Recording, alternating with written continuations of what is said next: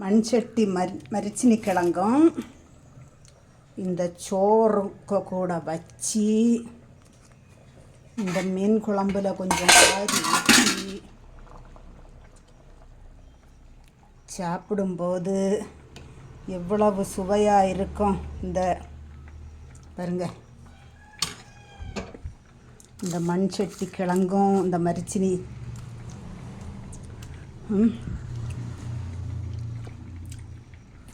ரொம்ப சூப்பராக டேஸ்ட்டாக இருக்குது. இது எப்படி பண்ணுதுன்னு பார்ப்போம்.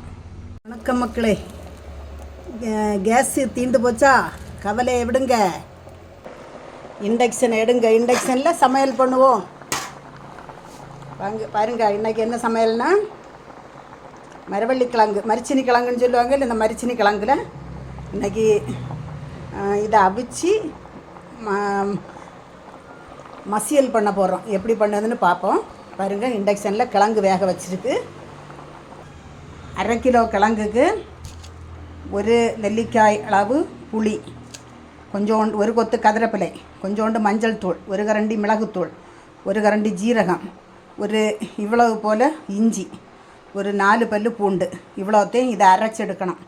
இதை மிக்சி ஜாரில் சேர்த்து, முன்னால் அம்மியில் அரைப்பாங்க, இப்போ அம்மியிலெல்லாம் யாரும் அரைக்கிறது இல்லையே, அதனால் மிக்சி ஜாரில் சேர்த்து அரைச்செடுத்து கொஞ்சம் அரையாமல் இருக்குது. இவ்வளவு போல் தண்ணி விட்டு பாருங்கள், இவ்வளவு நைஸாக அரைச்சி வச்சுருக்கோம் கிழங்கு மசியலுக்கு.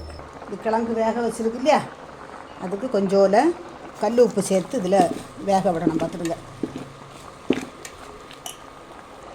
பாருங்கள், கிழங்கு நல்லா பிரிஞ்சு வெந்து வந்தாச்சு. இதை இனி எடுத்து வடிகட்டி, இப்படி வடிகட்டி மண் சட்டிக்கு மாற்றியாச்சு. மண் சட்டியில் மாற்றி இப்படி குத்தி இடிச்சிடிச்சு இதை மசிச்சு விடணும். பார்த்துடுங்க, இப்படி கிழங்க மசிச்சு வச்சுக்கிட்டு வருங்க, அரைச்சி வச்சுருந்த அரைப்பை இதில் ஊற்றிக்கிட்டு இதை நல்லா கிண்டி, இப்படி நல்லா கிண்டி கொஞ்சம் கருவேப்பிலை போட்டு, ஏற்கனவே கொஞ்சம் உப்பு அதில் சேர்த்துருக்கோம், இருந்தாலும் கொஞ்சம் கூட உப்பு கூட சேர்த்து, அந்த உப்பு நம்ம தண்ணியோட வடித்து எடுத்தாச்சு பார்த்தீங்களா, அதனால் அது அதில் உள்ள உப்பு தகையாது. அரைப்பெல்லாம் சேர்த்துருக்கிறதுக்கு இப்படி மசிச்சு விட்டு மரிச்சினி கிழங்கு மசியல் எப்படி ஈஸியாக சிம்பிளாக பண்ணிடலாம். இது சாளை மீன், கிளாத்தி மீன் இதெல்லாம் வச்சு சாப்பிடுறதுக்கு நல்லா இருக்கும். கன்னியாகுமரி ஸ்டைலில் கிழங்கு மசியல், மரிச்சினி கிழங்கு மசியல் பண்ணியாச்சு.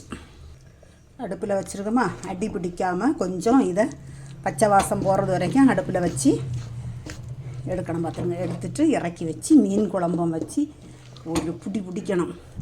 இது சாப்பிடுறதுக்கு மீன் குழம்பு விட இது சாப்பிட்றதுக்கு ரொம்ப டேஸ்ட்டாக இருக்கும்.